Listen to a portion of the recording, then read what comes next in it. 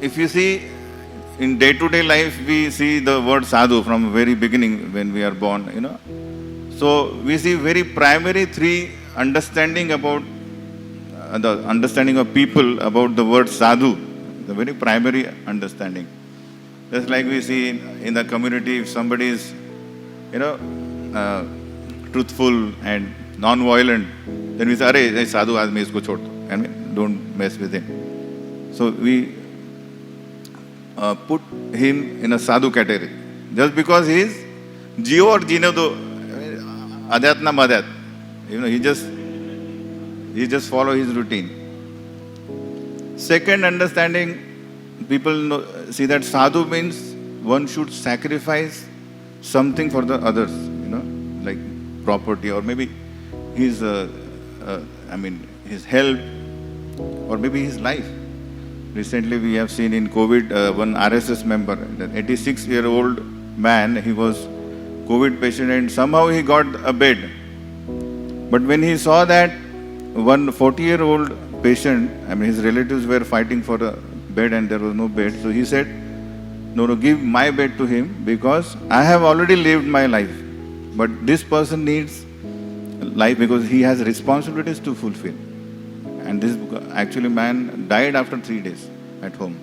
So he is a sadhu because he has sacrificed for a better cause, to help someone. So that is the second understanding generally have people have. And then commonly we know sadhu means he is expected to speak about spirituality.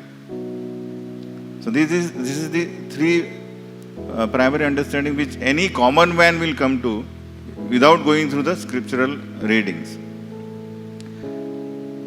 There are some criteria, this same common, this samaj, the people, they have some wrong criteria also put forward that how to understand someone is a powerful sadhu, then they say that he should fit into this criteria. Then he is powerful, which may not be always true contextually. We'll just see that. First is just physical appearance. Many people think that because of his spiritual power, he should be, like dazzling and all this. So it may not be all, it is true, but if you see Ashtavakra Muni and Angira Muni, there are many instances come in Bhagavatam where some Devakanya laughed at Ashtavakra Muni, but he was so powerful, he cursed him. So that is not a proper criteria to judge who is our powerful sadhu and all. Then comes age. So people see that age, one should be, advanced age, 70, 80, then he will become a powerful sadhu. You are just a young college kids, just. So if we see Shukadeva Goswami himself and Prahlad Maharaj, they are at a very young age, they are very powerful sadhu, right? Then we see birth. Birth is also not the criteria all the time. We have seen in the history there are many people who have become great saints. They are not born in a Brahmana family or aristocratic family. Then people have understanding how person sadhu is very powerful because he should have a big followers. So need not, it's true actually, but need not be true for everybody because if you see Gaura Kishore Das, Babaji Maharaj, Loknath Goswami, they have one disciple each. But they were all powerful people, transcendentally advanced people. And then one very popular saying in people have, sadhu means prana jaya par vachana jaya. Whatever he says, he follows that. And it is very tricky actually. But just like we see Bhaktisiddhanta Saraswati Thakur, once only he ate mangoes which were not offered, and then he said, I will never eat mangoes in entire my life. And he followed that. That's true. But in this particular 21st, this century where we see the preachers traveling, the contextually, they may not be able to follow that. I'll give an example. When we were newly joined, our seva was a bus party, always, always on the wheel. For 1 year, we were 15 days bus party, 15 days in temple services. So once our bus party went to Konkan, Tarapur. Tarapur is a place. So 7, 8 of us. So there we went and stayed at one place, one house where the only Prabhuji was there, Mataji was not there. So we had, I think, some little breakfast. And then we went for Harinam. And this Prabhuji called two neighbor Matajis to make prasad for us. And it was late, like 12:30, 1 o'clock. We all were very hungry. And we came back. And it was a village, so they made only rice, dal, sabji, chapati, 4 items, that's it. And as soon as we came inside, the Matajis vacated the house. And then Prabhuji said, I will serve you. He said, Jaldi karo, supper also. Then as soon as he served us, everybody took a morsel and pani lao, pani lao, because it was really very hot. I mean, so much chili was there. But still, we enjoyed it because it was tasty food.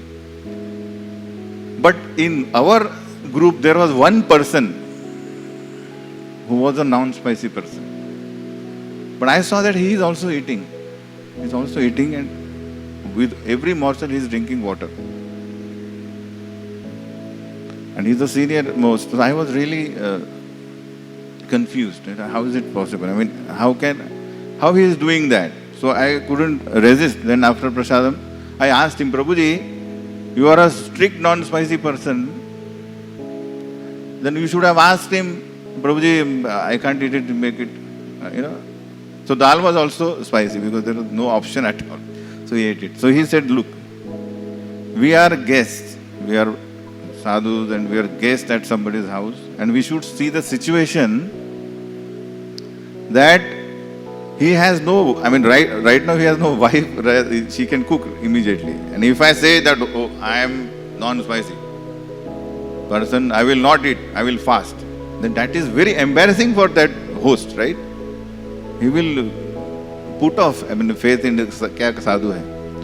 So he said that when in a particular situation, when I said that I am a non-spicy, but now I am eating it, so that is I am not fanaticism. I am not following fanaticism. If I do that, that is a fanaticism.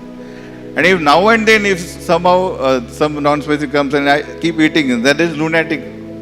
What I am saying, I am not following it. So that's the sadhu, a current sadhu, where he knows that for doing something I may be criticized. But he says, for the cause of preaching, I will accept that criticism. But the sadhu name should be followed. That because what I am dealing with in that person, not to the society right now. So this is some very thoughtful thing I understood, that as the centuries goes, we have to also become flexible and accept few things